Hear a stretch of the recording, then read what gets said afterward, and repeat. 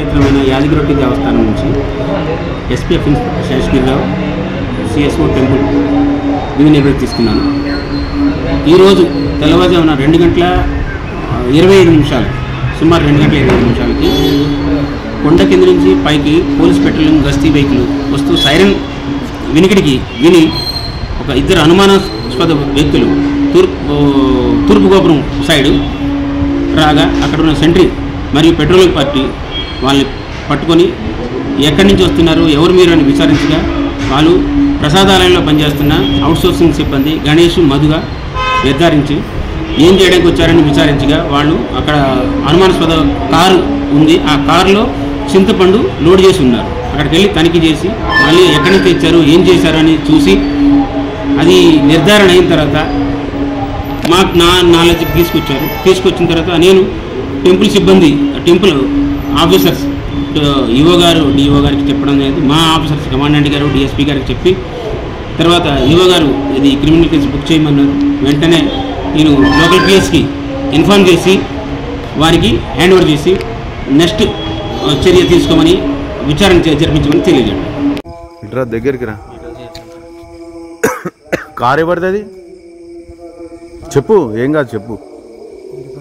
ఇంటి పక్కన వాళ్ళదా? ఎప్పుడు తీసుకొచ్చారు పైకి కారు?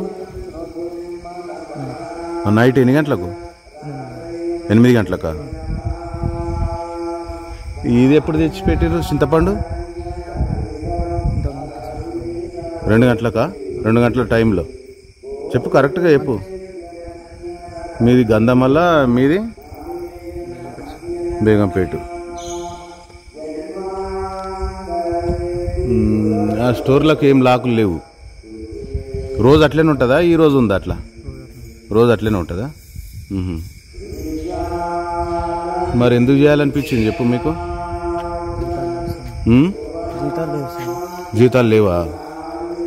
అట్లా చెప్పండి క్లియర్గా. జీతాలు లేనందుకు మీరు చేసిర్రు అంతేనా?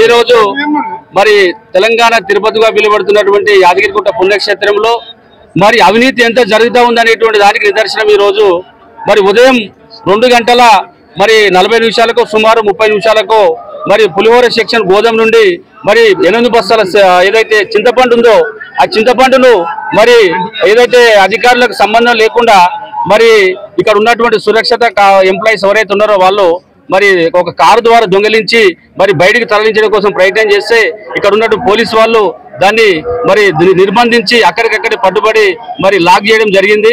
మరి ఈ విషయాన్ని మేము తీవ్రంగా ఖండిస్తా ఉన్నాం. ఎందుకంటే మరి ఇంత పవిత్రమైన పుణ్యక్షేత్రంలో మరి ఇంత అవినీతి జరగడం చాలా ఇబ్బందికరంగా ఉంది. మరి ఇక్కడ భక్తుల మనోభావాలు కూడా దెబ్బతీసే విధంగా ఉంది. మరి ఏదైతే ఈ దొంగతనం వెనకాల ఉన్నటువంటి సంబంధిత అధికారుల పైన చట్టపరమైన చర్యలు తీసుకొని మరి ఇలాంటి మళ్ళీ పునరావృతం కాకుండా చర్యలు తీసుకొని డిమాండ్ చేస్తా ఉన్నాం. మరి ఇక్కడ ఉన్నటువంటి దేవస్థానం పరిధిలో ఉన్నటువంటి ఎంప్లాయీస్ ఎవరైతే ఉన్నారో మరి వాళ్ళ దర్శనాల పేరుతో మరి యాదగిరిగుట్టకు సంబంధించినటువంటి నిత్యం దోచుకుంటా ఉన్నారు. మరి ఈ విషయాన్ని కూడా మేము తీవ్రంగా ఖండిస్తా ఉన్నాం. మరి బీఆర్ఎస్ పార్టీ ఆధ్వర్యంలో ఈ యొక్క అధికారులు ఎవరైతే ఉన్నారో వారి పైన చట్టపరమైన చర్యలు తీసుకొని వారిని తక్షణమే సస్పెండ్ చేయాలని మేము డిమాండ్ చేస్తా ఉన్నాం. లేని పక్షంలో యాదగిరిగుట్ట బీఆర్ఎస్ పార్టీ ఆధ్వర్యంలో ఈ యొక్క కార్యాలను ముట్టడిస్తామని డిమాండ్ చేస్తా ఉన్నాం.